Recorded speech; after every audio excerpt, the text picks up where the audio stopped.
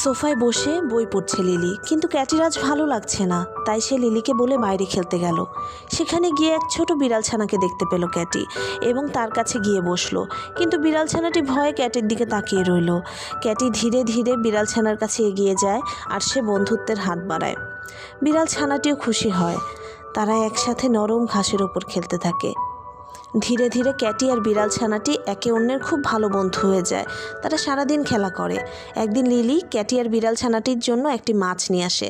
তারা মাছটি নিয়ে বাইরে চলে আসে আর ক্যাটি পুরোটা মাছ বিড়াল ছানাকে দিয়ে দেয়। হঠাৎ বাগানে এক কালো বিড়াল আসে। ছোট ছানাটি সেখানে ছুটে যায়। তারা একে অপরকে জড়িয়ে ধরে। এটা তার হারিয়ে যাওয়া মা।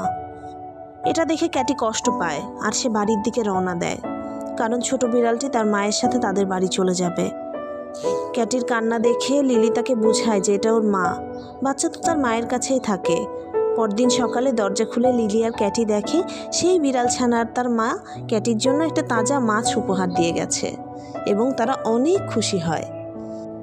গল্পটি ভালো লাগলে লাইক কমেন্ট করবে আর প্লিজ আমার চ্যানেলটিকে সাবস্ক্রাইব করবে।